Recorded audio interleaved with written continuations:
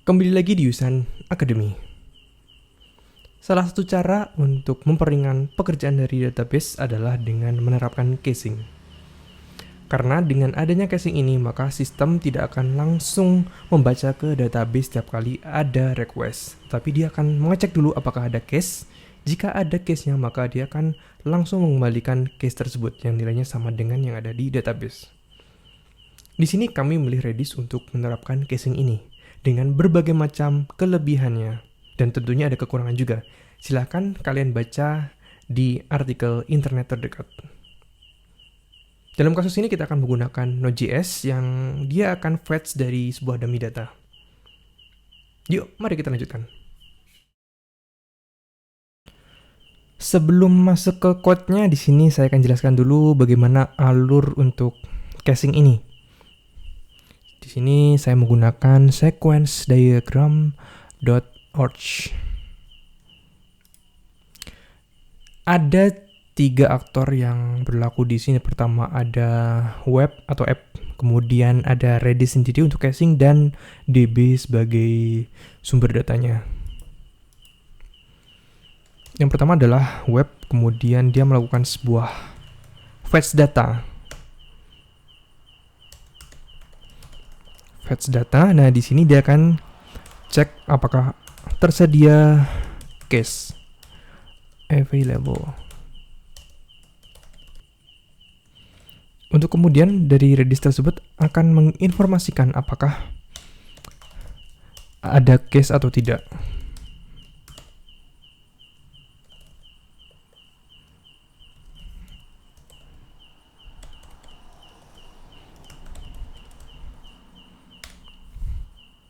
Nah, di sini ada 2 kondisi ya. Pertama, ketika ada cache, dan kedua, jika belum ada cache yang dimaksud. Untuk kemudian ini kondisi pertama, web langsung ke DB. Ini adalah kondisi jika cache tidak tersedia.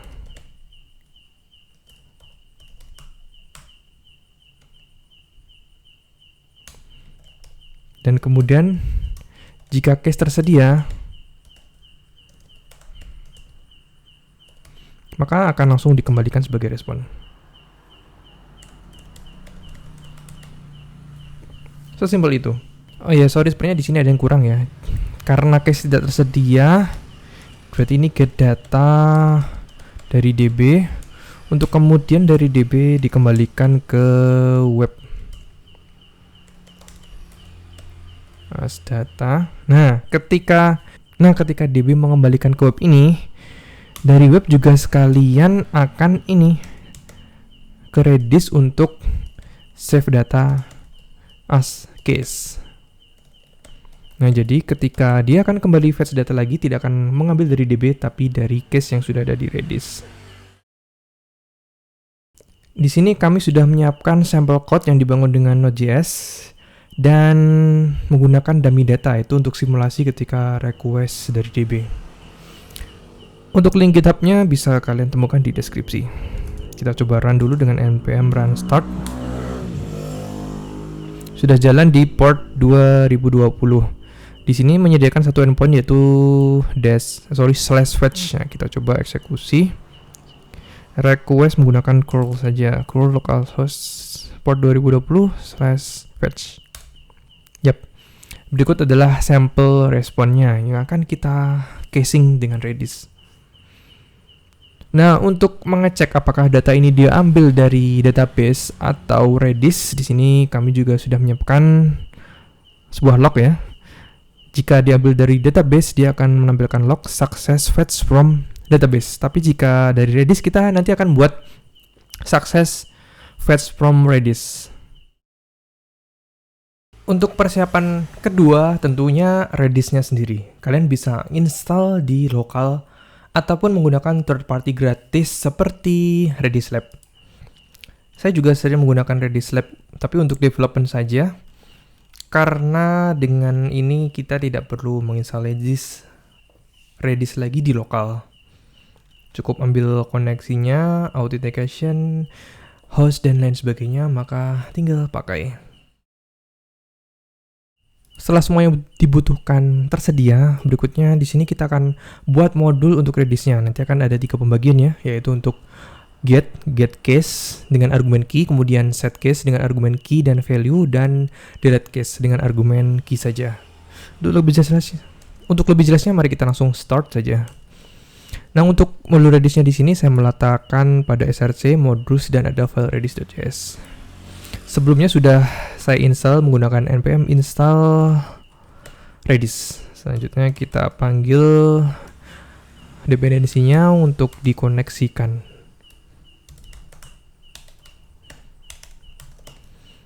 Nah, untuk koneksinya sendiri di sini saya menggunakan koneksi lokal ya. Jika menggunakan npm package yang tadi kita install, berarti kita cukup menggunakan Redis client. Kemudian portnya di sini defaultnya Redis itu 6379 dan saya menggunakan localhost. Storage-nya gini saja udah cukup. Tapi kita coba dulu ya untuk yang get terlebih dahulu. Get Redis case. Ada satu saja untuk argumennya berupa string, yaitu Redis key. Redis _key.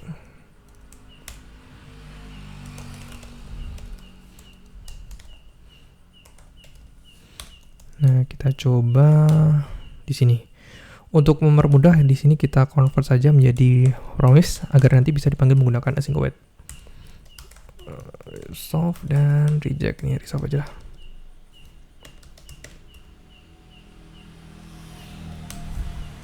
Untuk tahu apakah sudah masuk ke bagian sini, kita pakai console log saja ya.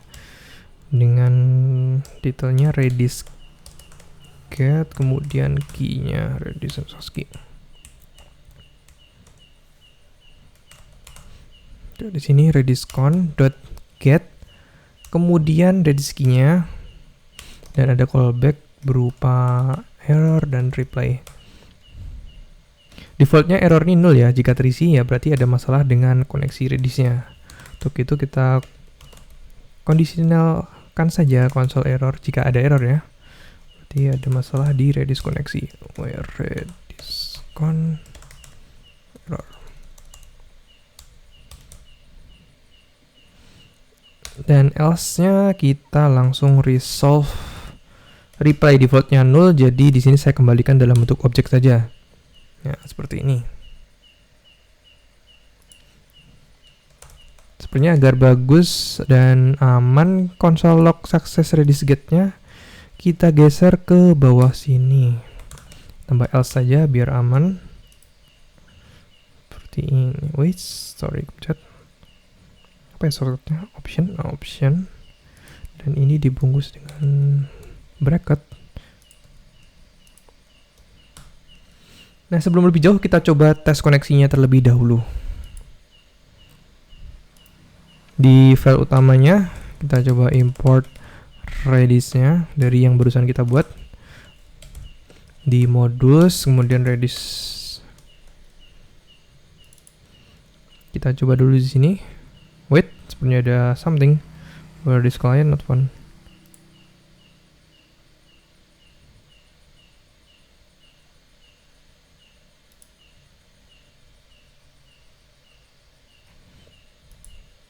Oh ya, salah panggil, ini seharusnya kayak gini. Untuk deskripsi lebih lengkap bisa kalian baca di dokumentasi resminya pada Redis npm. Oke, kembali ke code utama. Di bagian handler untuk endpoint fetch-nya, di sini kita coba panggil redis.get apa tadi? Oh, key. Key-nya di sini kita buat static saja. Nanti bisa kalian utak-atik. Redis _key-nya misal fetch id 1. Gini aja. Kita coba panggil Redis _key. Nah, kita ingin menyimpan hasilnya ini ke sebuah variabel ya, karena tadi kita sudah support untuk promise, jadi bisa kita panggil dengan async await. Kita simpan di sini. Tadi namanya reply ya, tinggal di await. Apakah ada something? Dan sepertinya normal. Coba kita request ke /fetch menggunakan curl. Sepertinya ada masalah karena tidak mengembalikan sesuatu. Yes, ada error di sini. Redis.get is not a function. Oke, di sini saya lupa untuk export ya, untuk .get-nya. Karena menggunakan ES5 berarti exportnya tuh modul.export.get sama dengan get. Get ini diambil dari function yang barusan kita buat di atas. Seharusnya sudah oke. Coba kita request lagi. Oke, dapat respon dan koneksinya sepertinya sukses. Sukses Redis get fetch 1. Nah, kita mulai untuk pengkondisiannya. Sesuai dengan rancangan di sequence diagram tadi, kita akan pertama mengecek apakah ada case di Redis. Jika tidak, maka kita akan mengambil dari database. Tapi simulasi di sini kita menggunakan dummy data saja ya. Nah, setelah mengambil dari database, berikutnya adalah set case ke Redis. Nah, untuk itu kita memerlukan satu function lagi untuk set di Redis modulnya. Untuk set di sini kita memerlukan dua argumen ya, yaitu untuk key dan value-nya. Argumen pertama, dan di sini untuk mempermudah kita buat string semuanya saja. Tapi meskipun string tetap kita bisa menyimpan dalam bentuk objek maupun array, tapi di convert dulu menjadi string. Redis underscore value.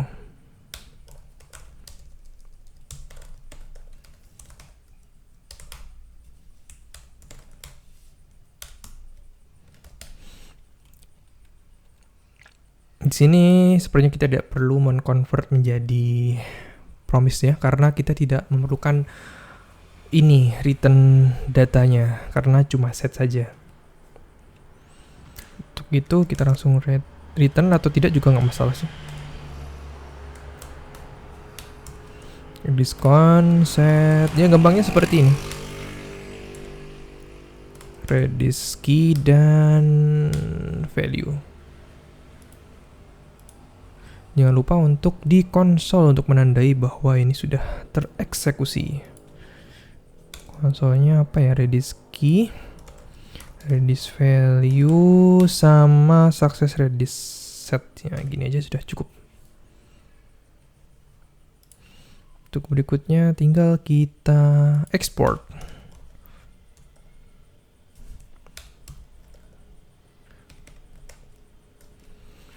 Nah, coba kita eksekusi di code utamanya, di index tadi.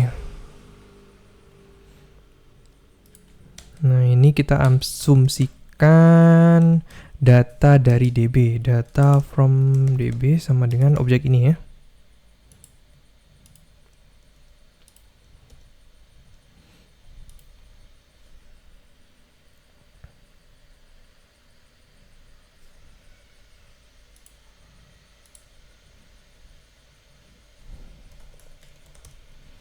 Nah, disinilah kita akan set case Redis-nya. Set Redis case. Dengan eksekusi Redis dot set yang tadi sudah kita buat, kemudian key-nya Redis underscore key, dan value-nya adalah ini. Tapi kita convert dulu menjadi string menggunakan json.stringify data from DB. Nah, tapi ini tentu tidak kita eksekusi setiap saat ya. Tadi kan kita sudah mendapatkan get dari Redis. Nah, disinilah kita kondisikan dulu. Jika ada reply, berarti itu case-nya tersedia. Nah, di sini kita langsung balikan sebagai respon untuk yang melakukan request. Wow. Jika tidak ada reply, nah itu berarti kan case-nya kosong ya. Tinggal kita ambil dari DB dan set case Redis-nya. Jadi kita taruh di else-nya. Ini saya kasih komen biar memperjelas.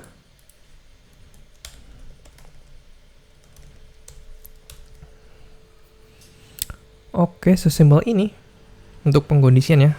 Kita coba request menggunakan curl lagi. Oke, untuk requestnya sukses, bagaimana dengan set case-nya? Sukses Redis get, sukses Redis set fetch 1. Set fetch 1 itu ini ya, set case dengan key-nya fetch 1. Untuk membuktikannya kita coba di cek di dalam Redis-nya. Di sini saya menggunakan Redis Insight sebagai Redis client. Kita cek di browse fetch 1 dan isinya sebagai berikut. Ini sama dengan data yang kita ambil dari DB tadi. Seharusnya dengan kondisi tadi, ketika kita melakukan fetch data lagi, ini dia itu tidak ngambil dari database. Kita coba request ini. Nah, respon ini bukan dari database, tapi harusnya dari case Redis.